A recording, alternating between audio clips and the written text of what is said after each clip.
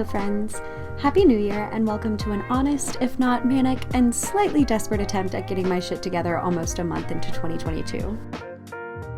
Now I don't know about you, but I feel like I still haven't really come to terms with the fact that the world didn't end back in 2012, so the fact that it is now literally a decade later has me feeling all of the emotions, to say the least.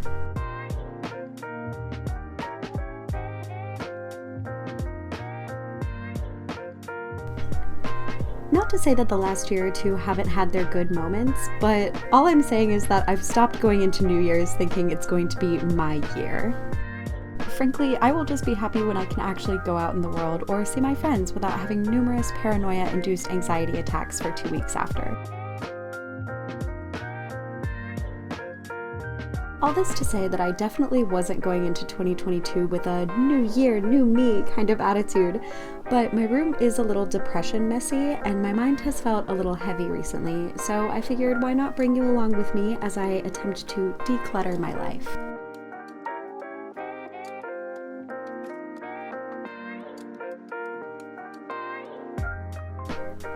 So let's talk about how 2022 has been thus far, starting with the fact that we're going into this year without the legendary Betty White, may she rest in peace. I mean, sliced bread is literally the best thing since Betty White. Literally, sliced bread was invented like 8 years after Betty White was born. So all I'm saying is we need to be very cautious and we need to keep Maggie Smith and Dolly Parton safe at all costs.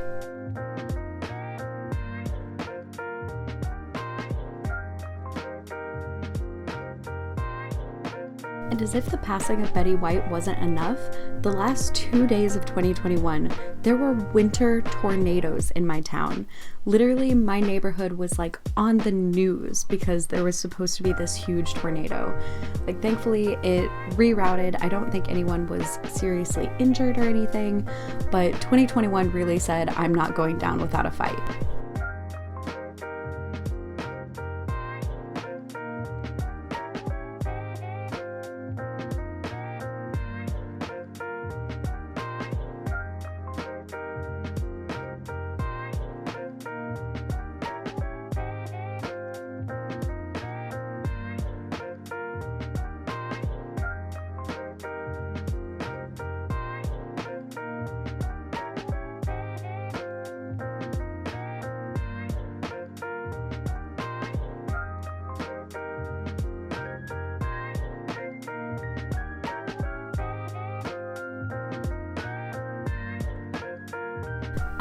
And finally, 2021 was over. We all sort of breathed this very naive breath of relief. And then, quite literally, everyone and their mother got the new COVID variant. So I think it's time for us to just accept this for what it is. We are stuck in a bad horror movie franchise, and this is part 3. The calls coming from inside the house. Freddy, Jason, Michael, they're all already in there, and they are just armed to the teeth. Or I guess a more accurate analogy would be that we're all in a new Saw sequel, and Jigsaw has us rigged up to this kind of insane trap where we all either have to like wear masks or risk killing people by coughing on them. And let's just say right now, it's giving much less Final Girl. It's giving running down to the basement in a towel and saying, "Who's there?" and then tripping in the woods while being chased by the killer. It's not giving Neve Campbell in Scream, it's giving Paris Hilton in House of Wax. I feel like I'm dying inside. I feel like Neve Campbell in Scream 2. She thinks she can go off to college and be happy, and then the murderer comes back, starts killing off all of her friends. Learned a lot of lessons from that movie. This is just one of them.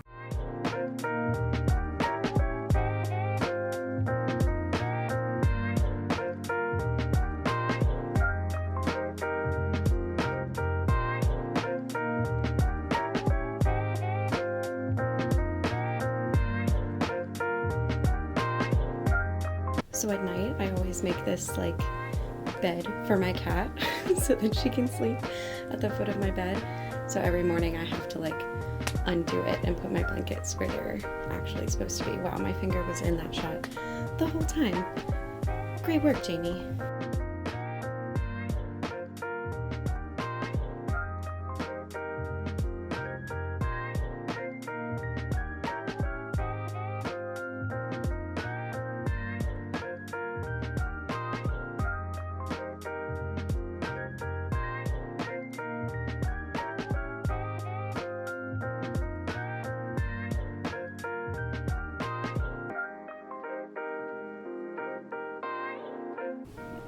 At a certain time of day, I have these little, wow, you can't see that at all.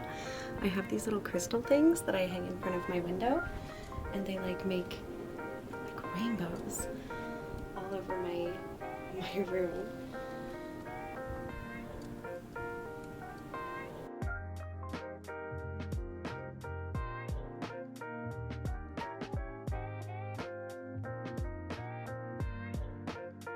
It's so cool.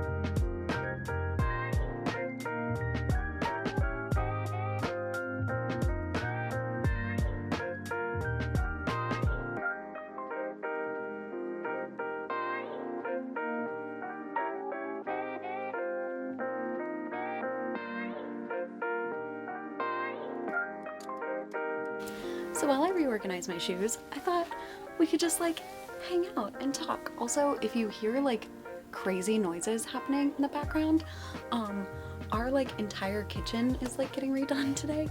So I did not think about that when I started recording, but we're gonna roll with it. So, as some of you might have noticed, I have not posted in a while. And let me kind of explain why that is. There are several reasons for this. And I feel like I have to like do a disclaimer a lot about like why I haven't posted. And it just, you know, sometimes in life, you just get like a random vibe check. And sometimes you just, you know, you don't pass. So, that is kind of what has been happening to me. I feel like I have just kind of been vibe checked at every corner. So what I mean by that is, allow me to elaborate. So around Halloween, I had a job as a scare actor, which, pretty cool gig. I still don't know if I'm like allowed to say where I scare acted, because I want to work there again, and I don't know if that's like against the rules. So I'm just not going to say where I worked. But I was a scare actor, but that was like only on weekends, but it's still like, I just felt like didn't leave me very much time to like film and edit and stuff. But I did have some videos planned, videos that I was working on, because Halloween is my favorite time of year. So like I wanted to put out some like spooky content. I was going to like kind of vlog my day as a scare actor. without like divulging like where I work or anything like that. So I was really excited about that. I had also filmed a like come shopping with me at Spirit Halloween like vlog. So I was also very excited about that because Spirit Halloween is one of my favorite places in the world. So I had all of this footage ready to go, right? My phone got wet because I had to film all of that on my phone because I didn't want to like take my like camera to work. God, that is the worst noise ever. Yeah, I didn't want to take my camera to work, so I filmed everything on my phone. Phone got wet. So all of that footage pretty much, or at least a majority of it, like enough of it to where I knew I wasn't going to be able to make those videos anymore, was gone. Totally lost. So I was like, okay, well, I just have no content for October. That's fine. Then I got another seasonal job, performing as a dancing elf at the same, like, amusement park. Super fun. I loved that job. I loved the people I was working with. Like, it was just absolutely all around fantastic. So again, I was like, oh, I'm gonna like vlog it. I'm gonna like maybe make some like cute like Christmas recipe like videos and things. Then I got COVID and couldn't go to work and couldn't leave my room. And yeah, so that was like obviously less than ideal. I missed out on most of the season doing my little dancing elf thing, and all of my coworkers had to be sent home as well. So it was just like all around not a good time. So yeah, and I had COVID during Christmas, and then during New Year's, my mom had COVID. So I wasn't able to like do anything, much less film videos. So that is sort of why I have been gone. It's also sort of why my room has been in the state that it was, because this is kind of like my post-COVID, post-quarantine depression room. So, yeah, it's just been, it has been a lot. I'm not gonna lie. But this is me working it out. But I will say, quarantine gave me a lot of time by myself that I could think about things. It gave me arguably too much time because I started feeling very claustrophobic and upset. I would cry pretty much every day. I felt really guilty because like I live like with my mom and my boyfriend. I felt very guilty because I felt like I had exposed them to it, and I did. My mom got it, but she's better now. And I felt bad because all of my coworkers had to go home, so they missed out on their like big paycheck right before Christmas too. And it just was not a good time. Luckily, one of my friends from work, because she was actually our stage manager, reached out to me and was like, none of this is your fault, which is something I really needed to hear at the time because my family all come here for the holidays, so we obviously couldn't do any of that. We couldn't see anybody. And I know that like me talking about this, like there are worse things going on. Like people have lost people. Like this, like for some people, not being able to see their family over the holidays is the norm. So I also like feel a weird sort of guilt talking about this because I recognize that I'm still like talking from a place of great privilege, but it was not fun, and I felt very guilty. I felt like I'd kind of like, I don't know, I felt like I'd kind of ruined everything for everyone, even though like I'm fully vaccinated. I hadn't scheduled my booster at the time because I was like, I'm just really busy, like I'm going to work and stuff, but I was being safe everywhere I went. Like I would still wear a mask and stuff when I went out. I like hardly ever went out except for a few times with my coworkers. like after work, and I was still wearing a mask and stuff. So, and because I went so long without getting it, the fact that I got it when I did, and it like ruined the holidays for like everyone I love pretty much, it was not a good feeling. But now it is time to like get back to work, and you know, I feel like the only way I'm going to be able to do that is by doing things like this, just kind of cleaning up my space so that my mind can feel a little bit cleaner, like things can feel a little less heavy. At this point, I'm just talking and hoping that I find something to say along the way. I finished my shoes. I think they look quite nice. So now I'm going to start addressing the things that I took out of my closet, but the closet is done. These Milky Ways are hella old. I'm not going to eat them. I'm going to throw them away. I'm certainly not going to dig those out of the trash later. I'm really not. I like said that as a joke, but I want to make it very clear that I'm not going to do that. Like, I promise. I'm not. Like, I feel like you still might not believe me, because it still kind of seems like I'm joking, but I'm not gonna eat them. They're in the garbage. Don't eat things from the garbage. And into the corner, into the abyss it goes. Okay. Great. Good stuff. I've never really been one for New Year's resolutions, or I guess maybe I was when I was young and naive, but now it seems like an awful lot of pressure to put on myself to ultimately just be disappointed in myself by February. But regardless of whether it's a subconscious effort to better myself in a new year, or it's my Neanderthal brain saying, oh, it's about to be springtime, we need to start consuming more leafy greens, I do always find myself trying to eat much healthier at the beginning of the new year. So for that reason, and because there are so many men working in my kitchen right now, and I really don't want to have to go out there for like the 7th time and like do an awkward like head nod of acknowledgement to them, I decided to go with something super simple for dinner, which is just this mixture of spinach and arugula and kale, which, why did no one tell me how disgusting kale is? It's so gross, but you know what? I'm going to eat it because it's here and it's good for me. So I'm just taking all of these leafy greens and sprinkling some fresh cracked pepper and sea salt on them, and then absolutely drowning them in lemon juice, and it's not terrible. I will say I've done this before with just spinach and it is much better. Kale makes you hate yourself. I don't know why people eat it.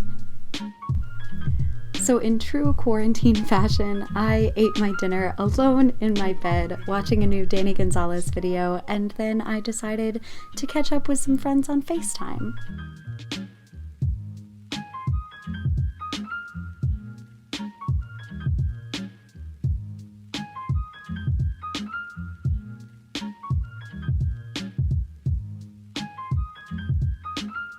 So after my incredibly healthy and, shall I say, thoroughly disappointing dinner, I decided to treat myself to two of my favorite things, which are butterfly pea tea and macarons.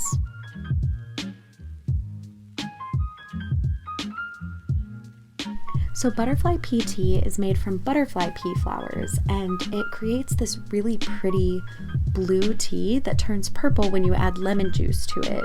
And it looks like magic. It's amazing for cocktails, for tea, for really anything, and it tastes really good, and I'm obsessed with it. I have it all the time now. It's not for me to say you love.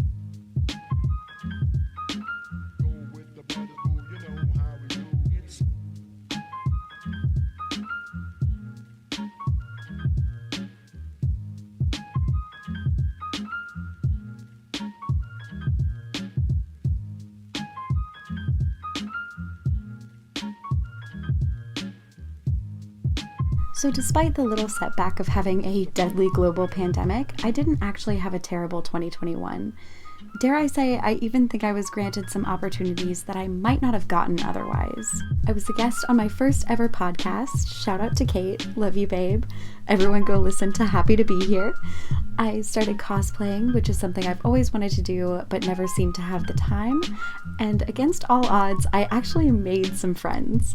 Good friends, like amazing, talented, beautiful friends. So while I don't know about 2022 being my year, I will say that I'm cautiously optimistic. And after that whole spiel about being healthy and eating kale, I'm going to McDonald's. Bye!